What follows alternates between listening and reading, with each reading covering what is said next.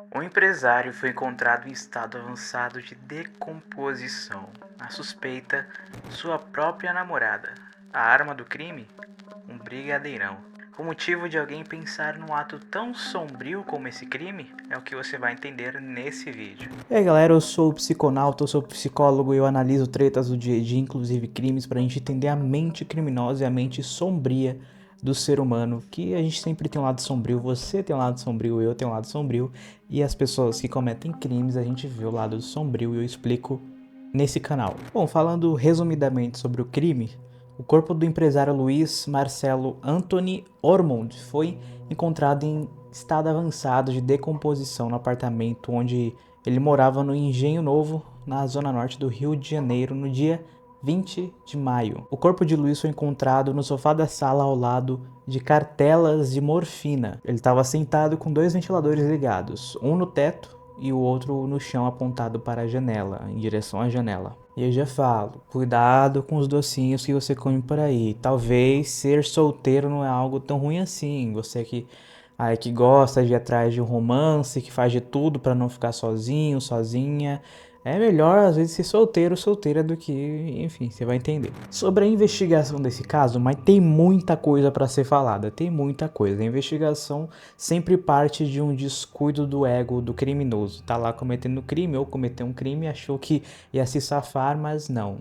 Bom, no dia 20 de maio, quando o corpo foi encontrado, logo depois que os vizinhos chamaram a polícia, né, porque tinha um forte cheiro de decomposição saindo do apartamento. E o laudo do Instituto Médico Legal, do IML, apontou que Luiz, o empresário, ele tinha morrido ali já de 3 a 6 dias antes do corpo ser achado. Ele já estava morto de 3 a 6 dias. A causa da morte foi inconclusiva para marcas aparentes de lesões. Ele tinha uma lesão na cabeça, uma marca de uma lesão na cabeça, mas que não era indicada como a causa da morte. Mas a polícia solicitou alguns exames complementares que ainda não ficaram prontos.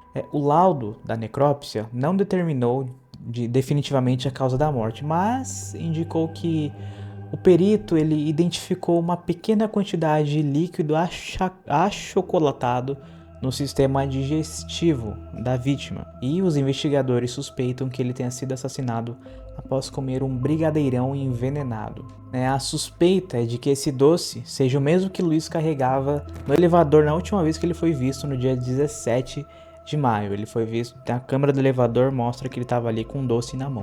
E a polícia também apurou que Júlia, a namorada do empresário, ela tinha ido até uma farmácia e pediu um medicamento de uso controlado. Então as coisas começam a se conectarem por aí. Se há outras pessoas envolvidas? Sim, tem outras pessoas envolvidas. De acordo com a investigação, Suiane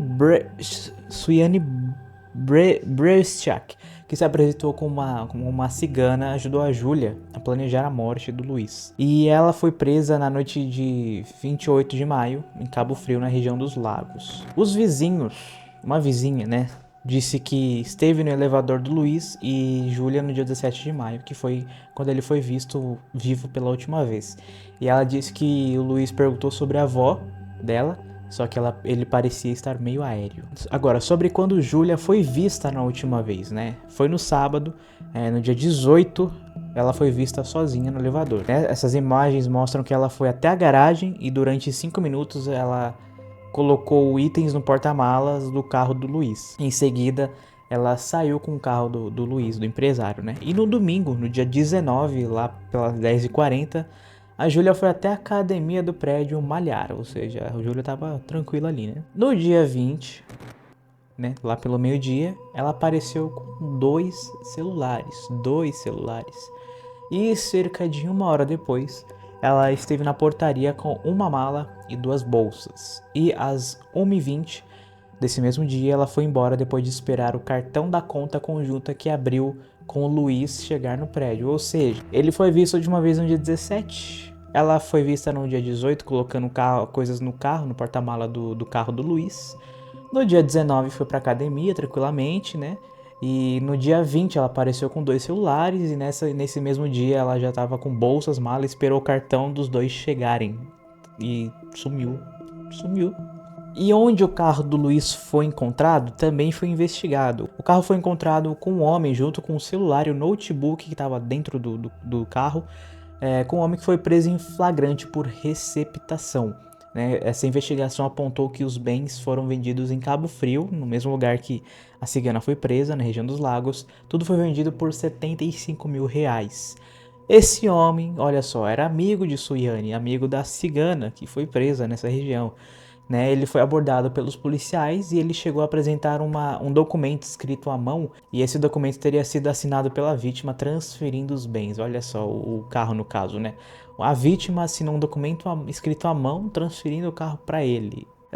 E em depoimento informal prestado à polícia, esse homem contou que Suiane, a cigana, pode ter ajudado Júlia a planejar o crime, e segundo ele, as duas ministravam medicamento à vítima havia algum tempo. E aí a polícia foi até a cigana e prendeu a cigana, né, porque, enfim, transferiu os bens. Tem algumas outras informações sobre o caso, né? Tipo, 2 dias depois do corpo ser encontrado, a namorada ela deu depoimento para a polícia. E nesse depoimento ela riu ao falar sobre o namorado ter dado um buquê de flores para ela. Ela fala isso com um sorriso enorme no rosto, né? Que aí já começou a levantar uma coisa assim estranha nos policiais, né? Ela também disse que eles estavam em processo de formalizar a união estável, mas que o empresário teria desistido da ideia. Júlia também disse que o empresário tinha traído ela, tinha traição por parte do namorado. Ela fala que percebeu que ele chegava muito cansado, estressado, e quando ele voltava do almoço, ele apagava. E aí ela fala que viu enquanto estava dormindo. Fica um pouco confuso, né? Eu vi enquanto estava dormindo. Ela fala que ele ficava em bate-papo, né? Provavelmente procurando puto, segundo ela. É isso ela fala pra polícia, né? E aí ela disse que descobriu que ele tinha um Instagram fake, aí teve briga e ela disse que iria embora. Isso é a versão dela, né? E aí a gente parte pra aprender a entender um pouco do perfil da vítima, como a vítima chegou a ser vítima, quem era a vítima. A vítima era Luiz Marcelo Antônio Ormonde, um empresário de 44 anos. Ele trabalhava com administração, compra e venda de imóveis e teve participação em estacionamento, de acordo com um dos depoimentos. E relatou em mensagem de áudio a uma amiga da namorada, ele estava conversando com a amiga da Júlia, que ele estava sendo pressionado para que os dois casassem logo. O empresário estava preocupado com o Estado a ficar com os bens dele, já que ele não tinha ninguém a quem passar as coisas que ele tinha conquistado, já pensando numa futura morte. Ele falava que se ele morresse amanhã, ele não tinha ninguém para ficar com as coisas dele no seu estado, ia ficar jogado pelo Estado. E além disso, a Júlia tinha uma outra relação numa das vezes, ou nessa vez que eles terminaram. E a Júlia estava namorando uma outra pessoa. Segundo ele fala pra amiga que essa nova pessoa era um promotor de justiça. Ele ainda diz nos áudios que ouviu os áudios da mãe da Júlia. Ele ouviu o áudio da mãe da Júlia pedindo para que ela ficasse com esse novo namorado, com o promotor, mas que a Júlia teria desistido desse promotor para tentar de novo um namoro com o empresário, né? E depois de ela se desculpar muito, de chorar de forma real, segundo ele achou que ele se questionou ali, será que ela tá de maldade comigo? Aí parece que ela chorou de uma forma muito verdadeira e ele decidiu tentar de novo com ela. Então a gente vê uma pessoa de um perfil psicológico vulnerável emocionalmente, que buscava transferir todas as suas conquistas para alguém, deixar o seu legado para alguém, porque de alguma forma ele queria ser lembrado, ele se sentia sozinho, ele queria manter viva a memória das conquistas dele, e isso levou ele a tentar de novo com Júlia, o que levou de repente à morte, porque ela ainda está sendo investigada. Agora, sobre o perfil psicológico do criminoso, vamos entender quem era Júlia, né? Para a polícia, Júlia Andrade Cartemol Pimenta, namorada de Luiz, é a principal suspeita do crime. Ela foi intimada a depor 2 dias depois de o cadáver ter sido achado, né? Foi quando ela deu aquele depoimento que ela chegou até a rir. E a polícia, ela disse que saiu da casa do Luiz na segunda-feira, no dia 20, após uma briga. Aquele dia que ela saiu com as malas, esperando o cartão chegar, segundo ela, teria sido após uma briga. Mas disse também que ele estava bem e que chegou a preparar o café da manhã para ela. Então ela fala que ele preparou o café da manhã para ela no dia 20. Mas o corpo, que também foi achado nesse dia 20, segundo ela, saiu dia 20 e o corpo foi achado dia 20. Ela disse que ele preparou o café dela no dia 20. Mas quando o corpo foi achado, ele já estava morto de 3 a 6 dias. segundo a necrópsia. Então a informação não bate de que ele teria feito o café na manhã do dia 20. A mulher que se apresentava como cigana atuava como mentora de Júlia, realizando trabalhos de limpeza, né? Ela também está envolvida, né? Elas eram amigas há 12 anos e ainda segundo Suiane, que é a cigana, ao longo dos anos, Júlia teria contraído uma dívida de 600 mil reais aí com os trabalhos de limpeza, né? Sei lá, 600 mil com trabalho de limpeza? Nossa, é bastante coisa pra limpar. E Júlia tinha começado um namoro com o promotor de justiça antes de voltar ao relacionamento com o empresário, né? Como foi dito, ela terminou e já estava namorando outro em uma outra ocasião, antes dessa briga que eles tiveram, antes de voltarem, né? Porém, Júlia também tinha um outro namorado, dessa vez, atualmente, juntamente com o empresário, ou seja, ela namorava o empresário e namorava uma outra pessoa, dessa vez um advogado.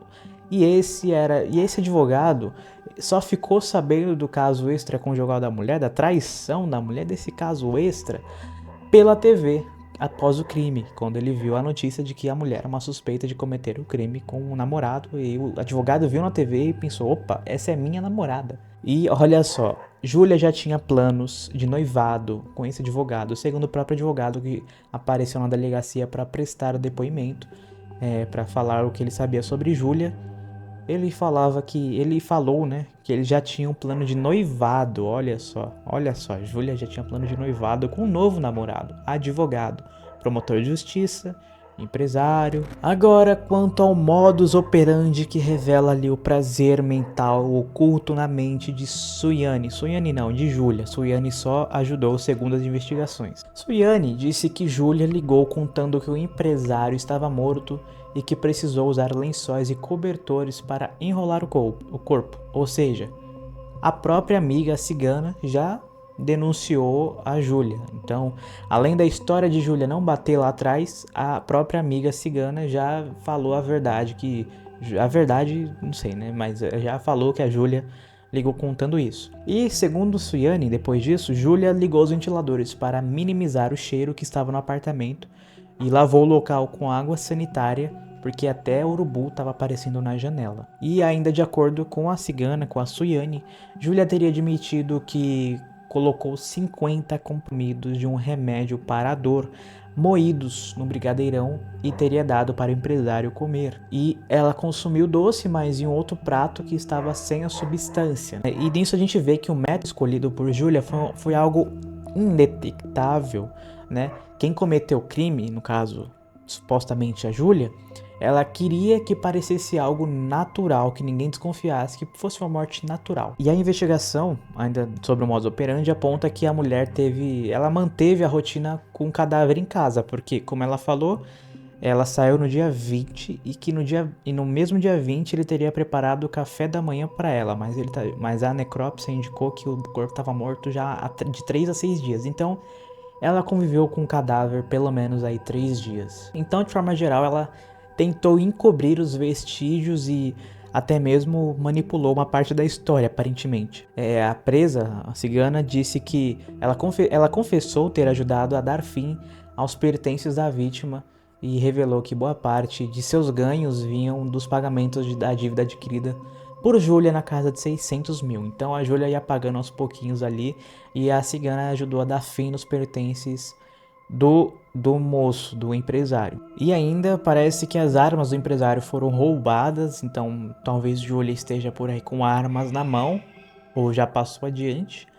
Mas, de forma geral, nesse modus operandi, a gente vê que ela tentou sair impune, que o crime fosse indetectável, uma característica muito comum nos crimes femininos. Se você pegar aí crimes femininos ao longo da história, a maioria das moças, serial killers principalmente, elas tentam acabar com a vida de suas vítimas envenenando-as, por ser um meio letal, indetectável, simples e rápido. Ela quer só cumprir ali.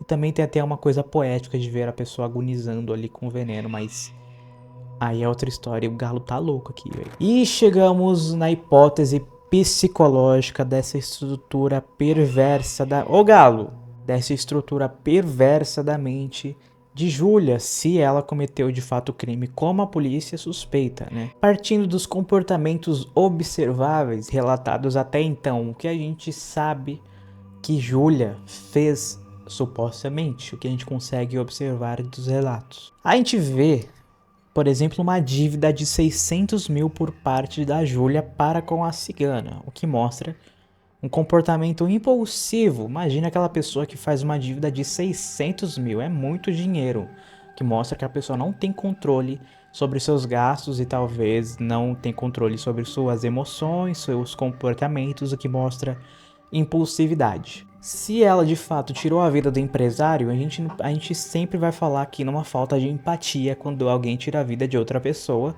porque simplesmente é uma vida, a pessoa não se coloca no lugar da outra, não tem compaixão para com a outra. Ela falou que o empresário teria preparado o café da manhã dela no próprio dia 20, o que se mostra uma mentira, porque o corpo já estava morto de 3 a 6 dias, então no dia 20 ele estava morto e não teria como ter preparado o café da manhã dela. Dito isso, a gente vê um sinal de manipulação. Ela tentou manipular a história de uma forma não muito habilidosa, né? E ela conviveu com o corpo em decomposição, segundo o que a polícia suspeita, o que mostra uma incrível falta de remorso, falta de culpa. Você conviver com um cadáver, você tem que ser uma pessoa muito fria, sem sentir culpa alguma do que fez. E a gente viu aí em depoimento a polícia que ela deu risada, ela riu bastante ao falar sobre o marido. Claro que ao falar sobre um momento alegre, ela poderia rir, né, que seria ali o momento em que o marido deu um buquê de flores para ela. Mas uma felicidade assim para um marido recém-falecido, né, mostra aí uma possível insensibilidade por parte dela. Então, de forma geral, o que a gente pode observar é que o crime foi bem calculado, não tão habilidosamente, talvez, mas foi calculado, buscando, como sempre, uma gratificação, uma emoção genuína. O que nos leva a pensar na psicopatia secundária por parte dessa moça. Os psicopatas secundários, eles conseguem muitas vezes demonstrar traços sociais positivos, né, como sentimentos de culpa, de empatia, desejo de ser aceito na sociedade. Não que ela demonstrou isso, mas psicopatas secundários podem agir assim. É aquela pessoa psicopata que tenta desesperadamente se encaixar no meio social, busca por relações e tenta namoros, né, buscando algo firme. Porém, geralmente esses psicopatas tendem a ter uma inteligência menor que psicopatas primários e são muito desorganizados, principalmente os secundários. Eles são mais impulsivos, mais destemidos, ou seja, eles vão fazer as coisas sem pensar muito, e despreocupados com as consequências negativas para si e para o outro, para as vítimas, né? Então aquele psicopata mais impulsivo, aquele caso que você vê um psicopata que age daquela forma, mas você fala, nossa, mas eu achei que psicopatas eram mais espertos para não serem pegos. Não secundários, geralmente eles são pegos no primeiro crime que eles cometem por serem desorganizados na forma que eles cometem seus crimes. É importante sempre lembrar que a psicopatia ela surge já com uma predisposição genética, né? Então, uma pessoa que nasce de uma família com histórico de psicopatia, talvez ela tenha uma facilidade em se tornar não que isso determine a pessoa. Só que essa condição contribui para a desumanização das vítimas e indiferença do sofrimento causado, porque prejudica o julgamento moral, aumenta a impulsividade, a agressividade e dificulta o controle dos impulsos principalmente. E geralmente o ambiente molda a personalidade psicopática. Crianças que crescem em famílias desfavorecidas ou conflituosas geralmente aí tem uma propensão maior, né, em situações extremas causam transtornos, né? A figura paterna pode ser ausente, ou nunca ter existido, ou ser desvalorizada, isso contribui, e a figura materna ou a figura materna é inconstante quanto ao seu comportamento e às suas emoções. Funciona nos extremos, né? Passiva demais, agressiva demais, afeto demais, frieza demais. Os extremos dificultam na formação da personalidade de forma saudável, podendo gerar uma personalidade antissocial. Então essa falta de cuidados maternos e baixa superproteção parental, né, contribuem para isso, além de um abuso físico, algum trauma de infância que pode ter ocorrido na infância, são hipóteses que contribuem para a formação desse tipo de personalidade. Agora, sobre o motivo de ter cometido esse crime. Há um motivo. Para isso que você está vendo esse vídeo, para entender a motivação criminal. Eu sempre falo aqui, o motivo revela um desejo inconsciente, seja um desejo ali busca pelo prazer ou até mesmo uma agressividade reprimida. Revela um impulso, na verdade, né, de desejo ou de agressão. De forma geral, como eu sempre falo, psicopatas possuem um sistema nervoso insensível a baixos níveis de estimulação. Eles não se contentam com pouco, eles sempre querem mais e mais e mais, porque pouca estimulação não dá muito prazer para psicopatas. No caso aqui, a gente pode, por exemplo, encaixar a situação dessa moça não querer pouco dinheiro. Ela quer muito dinheiro. Nossa, mas ela já namora um empresário. Não importa, ela quer muito dinheiro, porque psicopatas querem alto nível de estimulação, e o dinheiro traz muito isso, né? E por isso psicopatas aumentam essa excitação com atividades de alto risco, seja em sexo promíscuo ou crimes, porque eles buscam emoções genuínas, intensas e gratificações. Agora, olhando para esse crime de forma específica, psicologicamente, a gente pode pensar no crime em si como um desejo de ter mais dinheiro, até porque ela teve vários relacionamentos com figuras empoderadas. Pelo que a gente sabe, teve um empresário, um homem de muito dinheiro, teve o promotor de justiça, que ela se envolveu em um dos términos, que promotores também têm muito dinheiro. Esse último namorado, um advogado, advogados têm muito dinheiro. Os três, aí empresário, promotor, advogado, se mostrando homens de poder, homens de muito dinheiro e até mesmo uma figura de autoridade por ter dinheiro, né? Porque para muitos dinheiro é igual a poder, né? A gente vê aí também uma frieza de não se importar com o namorado morto, né? Ela conviveu com o cadáver do namorado, isso é bem sinistro. E isso mostra até um possível ressentimento com a vítima, porque se houve traição, não sei. Mas provavelmente o empresário realmente desistiu da união estável porque sentiu que era uma roubada. E aí ela ficou ressentida porque no fim ela queria o dinheiro, né? O plano inicial dela de repente era homicídio e não latrocínio, né? Para quem não sabe a diferença, latrocínio é o roubo seguido de morte, que foi o que aconteceu. Mas ela queria na verdade a união estável, ou seja, quando eles se casassem ela só ia precisar matar ele, porque os bens naturalmente iriam para ela. E aí ele desistiu dessa ideia. E por isso ela falou, então eu vou seguir com o plano porque eu quero dinheiro. Então a desistência da união estável só impulsionou ela a cometer esse crime de forma mais rápida, né? De forma descuidada até, mas porque ela estava buscando por dinheiro rápido, muito dinheiro, uma situação confortável. Até porque ela estava namorando um advogado. Então a motivação a gente pode resumir na busca por poder. Porque para muitos, dinheiro é igual poder, principalmente quando influenciado pela sua figura de referência, no caso a mãe dela, que pressionava a própria Júlia a se casar, a se manter com o promotor. Porque mães narcisistas, meu Deus do céu, uma mãe que é narcisista ela pode estragar uma pessoa assim. E a gente vê que são três figuras de poder com dinheiro, de autoridade e masculinas, o que indica aí um trauma, um ressentimento ou uma carência, sim, de uma figura paterna por parte ou de Júlia ou da mãe de Júlia. Ah, mas o que a mãe de Júlia teria a ver nisso? Porque a mãe tem muita influência sobre um filho e a mãe geralmente projeta os seus problemas, seus sentimentos em seus filhos, o que faz os seus filhos se comportarem de acordo com o que a mãe manda, o que a mãe pensa e por aí vai. Então a gente vê uma motivação aí de uma emoção genuína por busca de uma figura paterna de cuidado. Esse seria o fundinho assim da mente, da motivação. Que aí vem também pela busca do poder do dinheiro, que é muito bom ter poder, é muito bom ter dinheiro, e isso se cria uma psicopatia com um crime bizarro. É importante a gente se atentar a algumas observações aqui, né? Como eu falo também, psicopatas, eles não costumam ter sentimentos complexos como empatia, culpa, vergonha, compaixão, mas eles têm emoções básicas como raiva, medo, nojo e com intensidade e frequências diferentes entre os primários, secundários e pessoas normais, mas eles têm essas emoções básicas.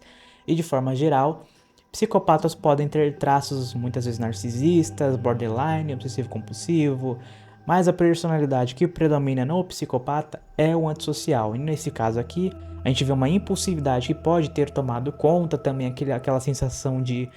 Nossa, ela tinha 3 namorados, 3 figuras masculinas, ela parecia que queria ser preenchida de algum jeito, preencher um vazio de uma figura materna, de uma figura paterna, o que nos leva a pensar no borderline, porque psicopata sempre vai ter esses traços assim. Geralmente o secundário, ele apresenta mais traços borderline. Você vê um psicopata secundário, comete crimes, age de forma criminosa com frequência, mas ele tem todos esses traços assim que lembram borderline por ser mais impulsivo e ser mais até emocional na questão das emoções básicas.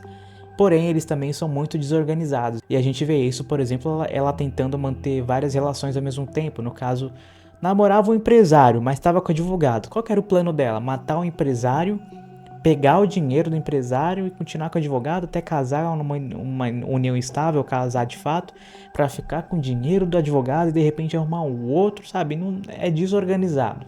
Aí, em algum momento aquilo ia dar uma porcaria muito grande. Tanto que ela matou de uma forma como se ela não fosse ser investigada depois. Ela matou e fugiu, como se não fosse levantar suspeitas isso. Então, psicopatas secundários são mais desorganizados e menos inteligentes nessa parte. E, como eu falei, ainda mais com a influência de uma mãe narcisista, que busca pelo poder financeiro através da filha, isso torna tudo mais impulsivo e emocional. Mas o caso segue em investigação, né? Alguém já foi preso? Sim. A cigana foi presa suspeita de participação por receber os bens da vítima, né? O amigo de Suiane também foi preso por receptação, que recebeu os bens. Mas a Júlia fugiu, ela é considerada foragida. E o advogado da cigana nega a participação dela no crime, mas a própria cigana já admitiu, então é complicado. E também, como eu sempre falo, psicopatas sabem que estão cometendo os crimes, mas eles não se importam, porque essa é uma estrutura perversa mentalmente. Ela tem as leis morais, as sociais e os desejos. Os desejos passam por cima de tudo aquilo, porque nada mais importa, só a satisfação. E talvez por isso ela matou, vendeu as coisas, fugiu, sorriu, vendeu os bens, enfim. Ela fez isso por quê? Ela cometeu o crime, mas ela não se importava, ela sabia que era um crime, por isso que ela fugiu. Mas ela não se importa de fato, porque é uma psicopata. E o empresário foi o alvo escolhido dentre os outros 2 relacionamentos, né? Promotor e advogado, por quê? Porque de repente foi a figura mais frágil emocionalmente, que estava em uma fragilidade emocional e que aceitou esse relacionamento mais a fundo com a Júlia, tentou de novo e não deu certo, não é mesmo? E uma mãe narcisista, como eu falei, consegue criar filhos desconectados com a realidade. Porque, como eu falo, também a busca pelo prazer sempre vem de um lado sombrio da mente humana. Todos nós temos esse lado sombrio. Eu sugiro que você tente saber mais, explorar mais sobre esse lado sombrio que tem na sua mente. E se você não consegue fazer isso, eu te ajudo aqui nesse canal. Então se inscreva e compartilhe, curta esse vídeo para que outras pessoas aprendam mais sobre a mente sombria, a mente humana, a psicopatia. E no próximo vídeo sombrio eu volto aqui com vocês.